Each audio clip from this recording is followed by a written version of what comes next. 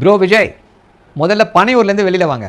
பனையூரில் ஏசியில் உட்காந்துட்டு ட்விட்டரில் கண்ணுக்கே தெரியாத எழுத்தில் அறிக்கை விடுறதை நிறுத்தினாலே தமிழ்நாட்டு மக்கள் உங்களை வந்து ஒரு சீரியஸ் பாலிட்டிஷியனாக கன்சிடர் பண்ணுவாங்க. இந்த அரசியல் தலைவர்களை, முதல்வரை வந்து நக்கல் அடிக்கிறது, நையாண்டி பண்ணுறதெல்லாம் நீங்கள் ஒரு ப்ரூவ் பண்ண பிறகு பண்ணிங்க அப்படின்னா மக்கள் ஏற்றுப்பாங்க. இது வந்து சினிமா கிடையாது, இது வந்து அரசியல். மக்கள் மேடையில் எப்படிப்பட்ட ஒரு கர்டசியோடு பேசணும், எப்படி ஒரு மரியாதை கொடுத்து பேசணும் அப்படின்றத புரிஞ்சுக்கோங்க. கீழ்த்தரமாக பேசுகிறது, இந்த சின்ன பசங்க மாதிரி நக்கல் அடிக்கிறது, இதெல்லாம் சினிமாவில் ஒர்க் அவுட் ஆகும். சினிமாவில் எல்லா ரசிக குஞ்சுகள் எல்லாம் கை தட்டிட்டு போயிடுவாங்க. ஆனால் மக்கள் ஓட்டு போடணும் அப்படின்னா நீங்கள் ஒரு சீரியஸ் பாலிட்டிஷியன், மக்களுக்காக நிற்போம் அப்படின்றத ஃபஸ்ட்டு ப்ரூவ் பண்ணுங்கள். அதுக்கு அப்புறமா அவங்கள இப்படி கூப்பிட்றது அப்படி கூப்பிட்றது அப்படின்றதெல்லாம் வச்சுக்கலாம். ஊழல் ஊழல் ஊழல்ன்றீங்க.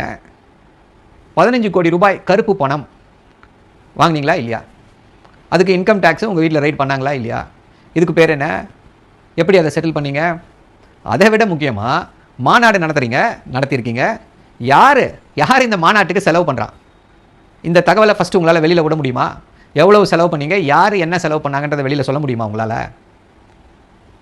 பக்கத்தில் ஒருத்தரை உட்கார வச்சுருக்கீங்க, ஒரு பெரிய பணம் முதலைய ஆதவ் அர்ஜுனான்ட்டு.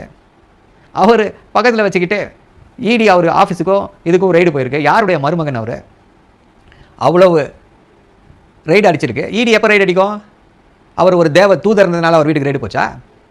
இல்லை அவர் மிகச்சிறந்த நியாயவாதி அப்படின்றதுனால இடி அவர் வீட்டுக்கு ரைடு போச்சா?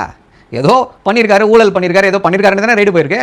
அப்படிப்பட்டவரை பக்கத்தில் வச்சுக்கிட்டு பெரிய பொறுப்பு கொடுத்துக்கிட்டு திமுக ஊழல் கட்சின்னு பேசுகிறீங்களே, எப்படி யார் இதையெல்லாம் ஏற்றுக்குவா? கொள்கை எதிரி பாஜகன்றீங்க. இருக்கட்டும், இன்றைக்கி இந்தியாவே உற்று நோக்கக்கூடிய விஷயம் ஓட்டு திருட்டு. இந்த ஓட்டு திருட்டுக்கு எதிராக ஏதாவது சொல்லியிருக்கீங்களா? இந்த மேடையில் ஏதாவது பேசுனீங்களா? இந்தியாவுடைய ஜனநாயகத்தையே அழிக்கக்கூடிய வல்லமை படைச்சது, அதற்கு உங்களுடைய கருத்து என்ன? பாஜகவுக்கு பார்த்தா பயமா? தாமரையில் தண்ணீர் ஒட்டாது அப்படின்றீங்க. ஒட்டாது தான். அப்படி தமிழ்நாட்டு மக்களும் ஓட்டு போட மாட்டாங்க அப்படின்னு சொல்கிறீங்க. கரெக்டு தான், அது எங்களுக்கு தெரியுமே. அதுக்கு நீங்கள் என்ன பண்ணுறீங்க? அதுக்கு நீங்கள் ஏதாவது குரல் கொடுக்குறீங்களா பாஜகவிற்கு எதிராக? இல்லை. ஸோ இதையெல்லாம் பண்ணுங்கள்.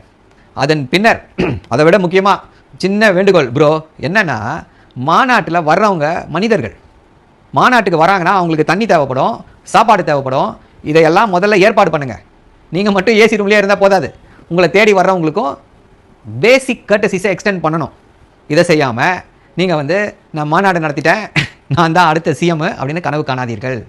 நன்றி, வணக்கம்.